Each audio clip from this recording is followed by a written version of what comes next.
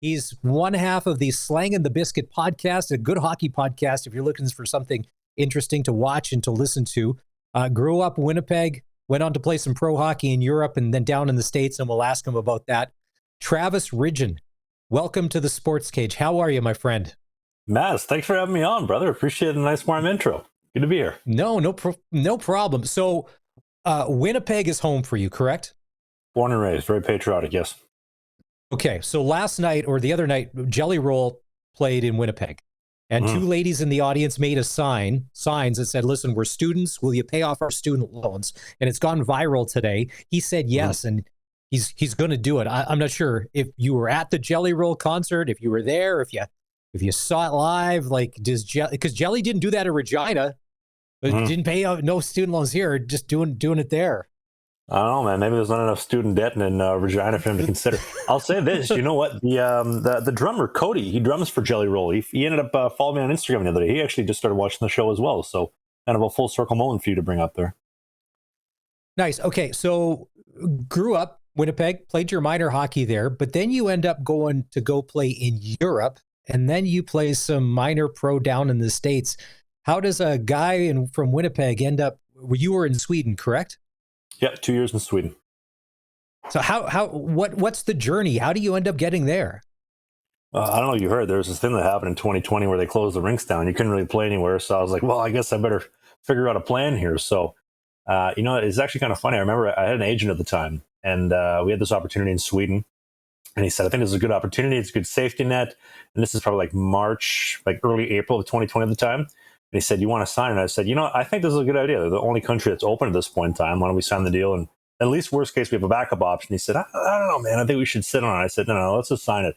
Fast forward to June, July, August. It was like the only country that was still open at the time. And then I ended up going to Sweden. That first year was just outside Stockholm in a town called Flemingsberg. It was awesome. And then my next year was in a town called Varberg, just outside of Gothenburg. And man, it was really, really awesome. Really cool culture, great people. The hockey was different. The lifestyle was different. It was just an amazing experience. I recommend anybody try it if you can. Travis Ridgen joining us on the Western Pizza Guest Hotline here. He's part of the Slangin The Bizkit podcast. Now, you're a goalie, so you spend some time in Sweden. And when you say that the hockey is different, what makes it different? I mean, obviously, it could be size of ice, but in your mind, how is it different than North American hockey? Sure. I'm just going to speak from the goalie perspective because I'm not a player. I am a goalie, but I found the guys were like super patient with the puck. There'd be guys all alone, like wide open in the slot. They make an extra pass. They took their sweet time. Nowhere near as much physicality. So nowhere near as many guys coming to the front of the net. A lot of like finesse plays as opposed to when I went back to North America when I was playing, in the Gulf Coast in Mississippi or upstate New York. It was just greasy goals, guys throwing pucks in the net and trying to chip away. But in Sweden, they're a lot more finessed. And I found that was a lot more beneficial to my playing style. So, okay, so if we're following your elite prospects profile from Europe, it's on to the Motor City Rockers, then the Watertown Wolves and the Mississippi Sea Wolves in the Federal Prospects Hockey League. Just saying Federal Prospects Hockey League, it sounds tough. And I was looking at some of the player photos. There's some killers in that. There's some dudes. Those are mugshots. Those are player profile. What kind of league is the Federal Prospects Hockey League? Oh, dude, I the second last team I played for in Watertown, we had 3 guys that were in prison. They came out of jail and they came to play for us. It was a crazy place to play. They actually, and here's a story for you too. So the Federal Prospects Hockey League, they had to change the team or the league name. One of the players got released, wasn't happy about it, ended up suing them, and they had to change it from the Federal Hockey League to the Federal Prospects Hockey League. One of those players was also a former federal inmate. So kind of interesting how that all shaped up. Now, is this the Federal Prospects Hockey League? You're playing for the love of the game because I'm assuming the money's not big. There's probably not necessarily tons of perks and, fancy cars and houses and all that. You're riding the iron lung, I would assume. What's life like in the Federal League? Well, they give you the old BMW, bus, metro, walk, but that's about it. I think when I played, I think league minimum was 125 a week, which is what I made. I think they bumped it up to 150 last year. But wow. you make that every single week. So I guess like 500, 600 US a month, depending on the month that you're playing in or how many weeks there are. Sometimes the food's covered at home. All the food in the road's covered. All the hotels are covered. Free sticks, some free gear. But yeah, nobody's getting rich anytime soon. You love the game, and it's it's a challenge, to say the least. So you have to love what you're doing, because obviously that's not, I mean, if you were to say to somebody, hey, do you want to get paid $500 a month? A lot of people say, well, no, I just can't live on that. But there's probably all sorts of interesting characters with everybody's probably got a unique story, right? Like there's probably guys you're never, ever going to forget from your time in that league. Oh, dude, every single walk of life. One that stands out the most, former NHL player Ian White. He played 500 NHL games, fellow Winnipegger as well. Played for the Leafs, got traded to Calgary. He played for the Swift Current Broncos. Yeah. So he had a really interesting story. So I think his last year, he played for Detroit on a deep pairing with Nick Lidstrom. For whatever reason, had a little bit of a road rage incident, cop scam that ended up trying to throw him in jail. Basically ended his career, went down the hard path of drug abuse, and didn't play for a very long time. And then in 2022, when I was in Motor City, our GM comes in, hey, we got this guy Ian White. Anybody ever heard of him? I'm like, Ian White? That guy's from Winnipeg. Oh, and by the way, Ridgen, he's going to be sitting beside you. And it was so weird because he came in, he sat beside me in the locker room, and a lot of the guys were like, oh my God, like, can I talk to that guy? That's Ian White. He played 500 NHL games. It's like, he's your teammate. Of course you can talk to him. But he was so cool. I remember one time we were having team lunch. We were on the road. We just got into Delaware from Michigan. Went to Ruby Tuesdays for lunch. I think Whitey had like a Salisbury steak or whatever for lunch. And he was telling some story. I can't remember the context of the story. Something in Winnipeg when he was on a PTO at the Jets. But the second he started talking, everybody stopped eating. They stopped what they're doing. They dropped their forks and knives, and everybody just listened. It was a magical moment just to see the kind of power that he could harness when he would tell stories. He was a great storyteller as well. But all kinds of walks of life I definitely played with. The one thing, when Ian White, and he wasn't the biggest guy, but man, he was so good and so smooth, and he fit into the NHL in a time when the NHL was a little rougher and a little different. Like, he wasn't a big man, but he learned how to play that game, and then to see that, you're like, oh, okay. So you're doing the hockey thing, and what leads you down to starting the Slangin The Bizkit podcast? Because everybody in the world's got a podcast. I got one outside of this. Everybody does.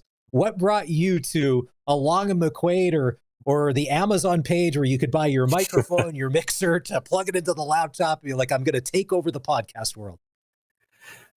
Well, it was like spring of 2021, and I was sitting at home. I had nothing to do, and a friend of mine at the time, he had tried starting a podcast. It wasn't overly successful, and then, go figure, I said, why don't we do a podcast? We'll do a sports show. I just played my first year in Sweden. I think he just signed a deal to go play on the East Coast at the time. We did it for about a year. We didn't get a whole lot of traction. We got maybe 1,000 listeners on a good week, and we ended up having some creative differences, so we kind of parted ways, and I kind of sat on the show for a couple months, and then Winnipeg radio icon Dave Wheeler, he'd give me a shout out on his morning show. He'd been talking about how he'd been watching my vlogs over in Sweden that I've been posting on YouTube. He said, love the vlogs. They're great. Everybody should check it out. And I thought, I've been listening to Dave since I was a kid. Like, I remember going to high school, getting dropped out of high school and listening to Dave's morning show. So I reached out, sent him an email. Big fan of your show. Appreciate the kind words. Would you ever be interested in coming on the show with me? And he said, yeah, sure. Let's do it. I don't get a chance to talk enough sports on my morning show, so I'll come do it for free. And we, in my biased opinion, we captured lightning in a bottle. The audience loved it, and we kept growing. And we've been doing it for coming up on, I guess it would be 3 years now together. We'll have you on again, and we'll get into why he doesn't like Saskatchewan. But it is, I've seen the podcast out there where he likes parts of the province, but not other parts of the province. So depending, here's one thing I will ask you about the podcast before we get into the Jets. I've seen the show, or I've seen some clips where sometimes I've seen one large Starbucks. I've seen two large Starbucks. There was one show I saw. You had 3 large Starbucks cups in front of you. What are you drinking, my man, to get yourself going for the podcast? What's your drink of choice from there? Oh, it's just black coffee. Okay. Sometimes it's black, sometimes a little bit of cream in there. It's it's a little bit of satire and a little bit of rage bait in there too. Because if you listen to some of the hot clips, or like you really pay attention to some of the details and some of the rants that I do, I think the one you're talking about where I had the 3 Starbucks cups. So I go to Starbucks, get a coffee, and they give free refills if you sit in the store. So I collect all my free refills, I bring them in the studio, and I put the 3 cups on the desk, because when you're watching the video version of the show, you'll see that, and you'll ask yourself the same question you're asking. Why does this man have 3 cups of coffee on his desk? Or what is it even coffee? Is it a flat white? Is it a Frappuccino? What is it? I don't know, because you can't see inside the cup.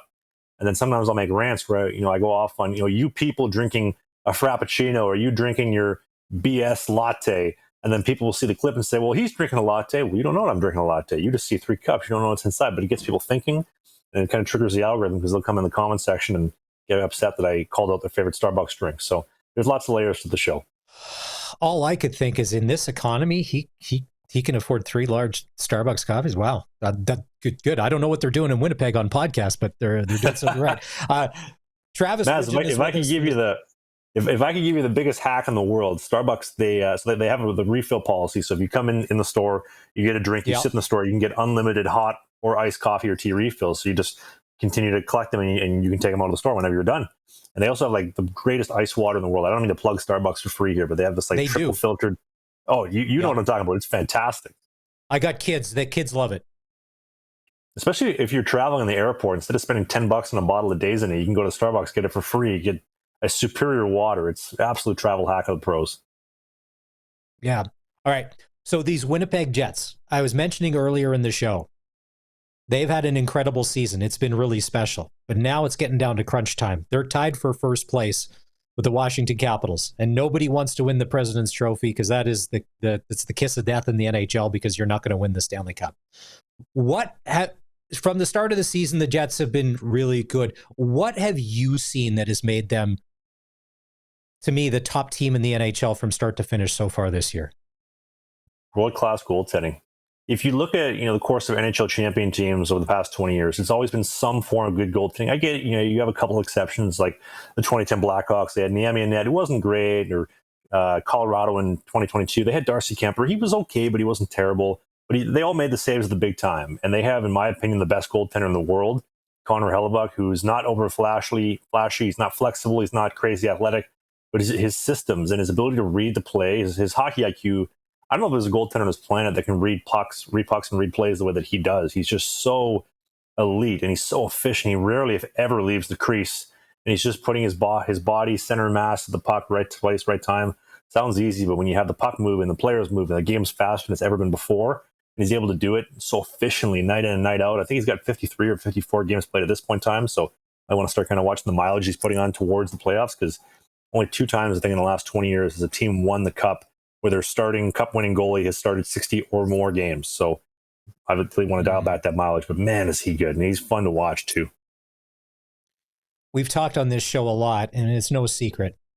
Winnipeg is on a lot of players' no-trade lists. So building that roster and what Chynoweth has had to do takes a lot of magic, and you have to find the right kind of guys willing to come to do the right things, because it's not South Beach. It's freezing cold in winter. There's not the perks. There's a lot of tax, okay? There's no income tax. There's all of that.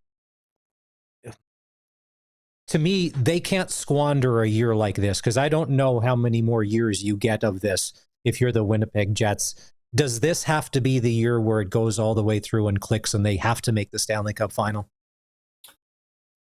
I think you'd have to. You have guys like Connor who are having career seasons. I don't know how much longer Scheifele's been around. And I think, just like I mentioned earlier, being tied together by the goaltending they have, like to have, this isn't 2010 anymore where 10 or 15 guys a year are putting up 920, 925, 930 save percentages. If you look, the average save percentage in the NHL this season is an 898, which is terrible across the standards for the last 10 years. Like, you need 910 plus to be successful.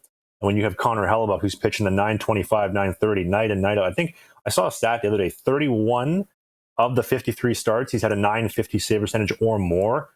Tell me a time in history you're going to have goaltending like this. I would agree with you. You have to get it done, especially when you have a guy playing this well. You can't waste that. Okay, in the Western Conference, who's the Winnipeg Jets kryptonite team? Oof. That's a good question. Dallas is looking good, although they spanked Dallas the other night. Colorado, I really like the Avalanche with the pickup of Blackwood. They've lacked a strong goaltender the past couple of years, so having Blackwood, even though they've lost Rantanen and a couple other pieces, I like the Avalanche quite a bit. The Oilers, man, they're in trouble too. Their goaltending is terrible, to put it nicely. Yeah. I think I saw you said, like, they both, Skinner and Picard, both have a save percentage in the 890s, and there's no way that cuts that for any team. Like, you can't, out of your backup maybe, but out of your 1A starter, you can't have that. Like, that doesn't get you to the Stanley Cup final again. I think you can give a little bit of wiggle room to the Oilers because this is a team similar to the 80s where, like with Grant Fuhr, he wasn't great. He wasn't world class. He just made the big save when you needed it most. And most importantly, he didn't give up more than the other guys. So we scored 10. He's given up 9 or less. Doesn't sound impressive, but there's a bit of an art to it about having that timing and that professionalism. But I think Skinner, he's like 26th or 27th in the league save percentage wise of starting goalies. So there's only 4 guys that have been worse than him. And I don't know if you want to go into a playoff run with the talent you have and the lack of defense, having the 27th best goaltender or 4th worst goaltender in the league. So they're going to be on thin ice. They really are. You mentioned Dallas, and if it was the Jake Ottinger of 3 years ago, I'd say all day long they pick up Rantanen. But for some reason, Ottinger just doesn't. He looks like he's been off all year. You're a goalie. Are you seeing something with him that he hasn't been as good as he has been in the past? I don't know, man. He got engaged over the summer. That could have changed quite a bit. Who knows? But he statistically, hey, you never know, man. I have a couple analogies on that one. I don't know if they're radio appropriate, but stat wise, I saw a stat the other day that like goals saved above average. So making an impact on his team, he was like 27th or 28th versus Hellebuck. Considering you're going to have to go up against Blackwood, who's been incredible, or Hellebuck, that, like you mentioned, I don't know if I'm overly optimistic about Ottinger, but he's been good in the playoffs the past couple of years. Kind of a little bit leaky last year in the playoffs against the Oilers. For whatever reason, they just got the better of him, but I guess we'll see, right? All right. Travis Ridgen is joining us, Slangin The Bizkit podcast on the Western Pizza guest hotline. So as it sits right now, the Vancouver Canucks, they win last night. They beat the Jets 6-2. Trust me, when I was going through my phone, I'm like, what? I had to check to see if it was a typo because the Jets haven't lost game 6-2, and not just the Vancouver. So you got Vancouver and Minnesota as your wild cards. Let's say Minnesota doesn't falter and they stay where they are. Flames, Canucks, Blues, Utah. Who do you think is that 8th wild card spot in the West? I'm hoping for Calgary and Vancouver. Ideally, you want as many Canadian teams in as possible so we can finally break the Bettman drought. But if I had to pick one, I'd probably go with the Canucks. There's something about them. They're a little bit shisty, a little bit greasy. I don't mind the way the Lankinen's been playing. Hot take. Yeah, I think Demko might be the most underrated guy coming in the playoffs if he can get healthy. It's kind of like, I don't know if you're much of a crypto guy, but if, putting money into Bitcoin right now would be a really good idea. And putting some money into Thatcher Demko would be a really good idea as well. I think he's got like an 860 save percentage this season. He's been terrible. But it's tough to get into the race when you're starting on a push bike and you've had 3 different injuries, right? So, and he was so good last year. I mean, if he's in net, they're going to the conference finals against Dallas. They're probably in the cup final against Florida, but he just hasn't been able to put it together. So I'm also biased too because I split time between Winnipeg and Vancouver, and living in Vancouver last summer, I've said this on the podcast a couple times. I was really hoping they wouldn't lose or they wouldn't win, so that they wouldn't burn the city down. My apartment wasn't too far away from the arena, so fingers crossed. We want to win, but not by too much, obviously. So the Ottawa Senators are in the 7th spot as far as wild card goes. Are you buying Senator stock? Is it real? On the topic of Bitcoin, I don't know who's more volatile, Linus Olmark or crypto, dude. Like this guy, you get 5 games with a 930, you get 5 games with an 820. Like you have no idea what you're getting. He's so inconsistent. So it's anybody's guess, to be honest with you. If they get in, great. Obviously we want to see more Canadian teams in, but he's the linchpin of that in Ottawa. And if he's not hot, they're in real deep trouble. Leafs, Florida, Tampa. Who do you think ends up in first place in the Eastern Conference here when all is said and done? Because it's just a couple of points, and they were all running 7-3, and now they're all running 5-5. Like they've all been up and down at the same time, and it's going to be a dogfight to the end. It looks like it's going to be tough. It's going to be one of the Florida teams, obviously. It's interesting though because you just got Brad Marchand, the Leafs killer, the Leafs slayer of the past decade in Florida. So now the Leafs have to beat that guy and the Panthers, who are just a thick, heavy team. And then you have probably the most money goaltender the past 730 days with Sergei Bobrovsky, who just makes big saves at big times. He's just so flexible. He's so mobile. He's so dynamic. And if he's not the best in the world, well, tell me the guy at the other end of the state isn't just as good. Andrei Vasilevsky with I think a 920-something save percentage. He's having the best statistical year since 18-19. So you got to go past a back-to-back Cup champion team or the other team that's been to back-to-back finals and won last year. So if you're the Leafs and you're slumping, I don't know if I like that one, Maz. I don't know. I think that they're out first round. Another first round handshake. Oh my God. Like the Dallas Cowboys, win or lose, This internet's undefeated when it comes to social media and the Leafs. Like it's funny no matter what happens. It's a little funnier when they don't win Stanley Cup. So our Twitter poll question today, and we'll wrap on this. Alexander Ovechkin needs 8 goals. There's 14 games left. Does he get it by the end of the regular season? Yes, no, or if it's yes, do you just want it to not be an empty net goal? Does it, in your mind, because that highlight's going to get shown again and again and again. Mm-hmm. Do you want it to be a real one and not an empty netter? I mean, it's got to be the one-timer from The Office. I mean, that's what we'd all ideally like to see. But then again, Gretzky, when he broke the 50 goals in 38 games, what was it? It was on an empty netter from center ice. So I think the bigger question is, well, a couple questions. This guy's 4th all-time in hits. Only 3 guys have more hits in NHL history than Alex Ovechkin. He's 5th in the league in goals despite missing 6 weeks with a busted leg, which also I'm curious, how do you come back in 6 weeks from a busted leg? You know, I'd like to know a little more about that. Russian medicine. Yeah. I want to see the medical reports. Uh-huh. But also, too, this guy's missed a season and a half with lockouts. They missed the 04-05 season, full entire season, and then half of 12-13. So if he's playing, let's just round down and be generous, 120 games. Where is he sitting all the time? Are we sitting closer to 1,000 goals? Like, that's a good question to ask. And most importantly, they might win the President's Cup, the President's Trophy. I hope that they win the Cup because I want to see another summer, one last summer of Ovi waffled in the, where was he, in the fish pond? Having a pizza. In the fountain. Yeah, he had no idea where he was, if he was in Moscow or he was in downtown D.C. Like, I'd love to see one more summer of that. Speaking of the Cup, last year, I mean, keep in mind, I'm not an Oiler fan. It was neat to see Florida win, but here's the thing where it really hit home. After the game, when Paul Maurice gave that speech, and I'm not from Winnipeg, I'm born in Saskatchewan and all that, but when he talked about how now that he'd won the Cup, he wants it for the Winnipeg Jets and their fans. Tell me you didn't get emotional watching that, being a Winnipeg guy. I'll be honest with you, Maz. I didn't get too emotional. I'm usually in the same mood every day regardless, but I did see the interview and I thought to myself, that's a man who was touched by the city of Winnipeg, which is really, it's really cool. Like, we don't have a whole lot of things going on in Winnipeg, right? Like, my cup of coffee playing professional hockey, whether I was gone for 9 days or 9 months, Winnipeg was the exact same. Nothing really ever changes. It's the same people doing the same thing. The fact that he was that touched, and that was his first comment, was, I want to see the Winnipeg Jets win. That was a magical moment. Well, I think a lot of people that listen to the Sports Cage are rooting for the Jets because we had a Twitter poll last week. We're like, Flames, Oilers, Canucks, and it was a runaway, the Jets. And there's a lot of fans... delusional, maybe. I don't know, but whatever. Hey, listen, if you attack our social medias and give us clicks and likes, that we don't care what your mental state is. The Jets are winning the Cup.